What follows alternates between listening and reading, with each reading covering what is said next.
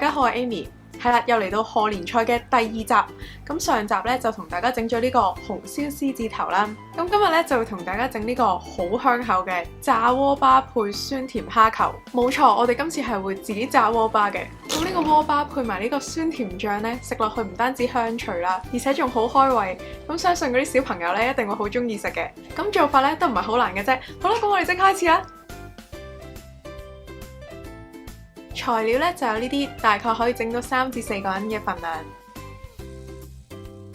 好，咁首先第一步咧，我哋就可以準備咗鍋巴嘅材料先啦。咁就有呢個白飯。咁其實呢個白飯咧，大家用冷飯嚟整都可以嘅，但係記得個飯咧就唔可以太硬啦，因為如果個飯太硬嘅話咧，就冇辦法黏埋一齊，咁炸嘅時候就會好容易散開噶啦。然後咧，我哋就可以加少少調味落去啦，就有少少鹽同埋少少胡椒粉。撈一撈勻佢，咁加少少胡椒粉落去咧，等個鍋巴食落去會香啲。咁就係咁樣啦，撈勻晒佢就可以噶啦。然後咧，我哋就可以喺台面鋪一張保鮮紙啦，將頭先撈好咗嘅飯咧放落去，咁平均鋪平少少啦，大概係一個正方形。然後就可以冚多一層保鮮紙。下一步就可以用麵棍碌薄佢噶啦。咁大家記得碌嘅時候咧，就要大力少少啦，壓落去，等嗰啲飯粒可以黐埋一齊。就係咁樣碌到變成一個薄片咧，就 OK 嘅啦。下一步咧，我哋就可以用把刀咧，直接切成一塊塊啦。咁就唔需要搣開面頭嗰張保鮮紙嘅，因為如果你直接用把刀切嗰啲飯咧，咁會好容易黐住把刀。咁所以其實我哋隔住張保鮮紙直接切落去咁就可以噶啦。就係咁樣切成方形嘅小塊。咁炸呢個鍋巴咧有2個方法。第一個方法咧就係直接放落油嗰度炸啦，咁炸嘅時間咧就要長少少，大概6至7分鐘啦，因為要慢慢炸走嗰啲米粒本身嘅水分。而另一個方法咧就係先焗後炸，咁就先將個飯放落焗爐嗰度焗20分鐘先，咁焗走晒啲水分啦。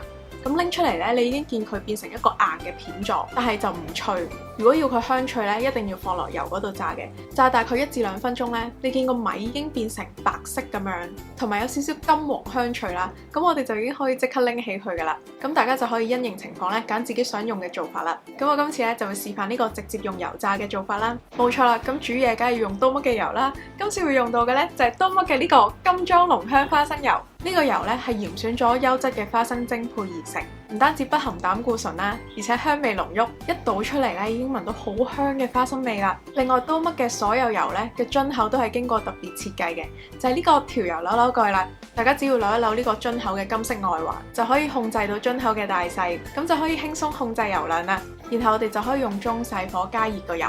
咁今次個油咧就唔可以太熱嘅。咁你就可以放個竹筷子又或者木筷子落去啦。你見到啲氣泡係好慢咁樣跑出嚟咧，咁就可以噶啦。咁我哋就可以將個鍋巴咧慢慢放落去個鑊入邊。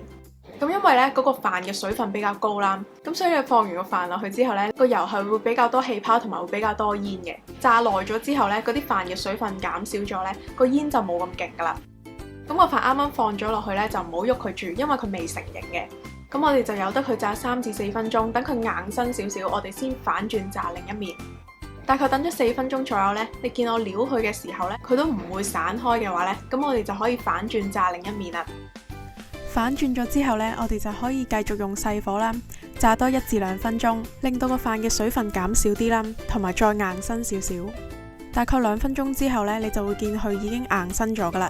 咁我哋就可以轉翻中大火啦，炸大概1至2分鐘，直至到個鍋巴咧金黃香脆。係啦，咁等個鍋巴已經炸到呢個狀態啦，個飯咧已經變咗色，係實心嘅白色啦，同埋有少少金黃嘅。咁我哋就可以拎起佢噶啦。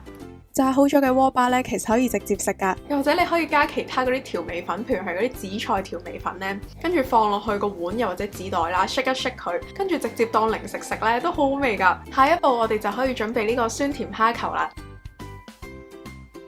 咁就有呢個洋葱，咁就可以將佢切成小塊，仲有少少紅椒同埋黃椒，都係一樣啦，切成細細塊。下一步咧就有呢個蝦仁，咁個蝦仁咧我就會將佢開背啦，咁煮完出嚟個形狀咧就會成個蝦球咁樣靚啲嘅。同埋開完背之後咧，如果有啲蝦腸未乾淨嘅話咧，你就可以清走佢啦。咁切好晒所有配料之後咧，我哋就可以準備埋呢個醬汁。咁我哋就可以喺個碗嗰度加少少茄汁落去啦，白醋、糖、鹽同埋生粉。水，然後撈勻晒佢，咁個醬汁咧就搞掂噶啦。搞掂晒之後咧，我哋就可以直接煮噶啦。咁就可以喺鑊入邊咧倒少少油落去啦，然後就用中火加熱個油。等個油熱咗之後，我哋就可以將蝦仁放落去啦，然後就可以將蒜蓉都加埋落去。keep 住用中火啦，爆香少少。咁唔使煮到個蝦全熟嘅。咁爆香咗個蝦身嘅兩面，大概70%熟左右咧，我哋就可以拎起佢噶啦。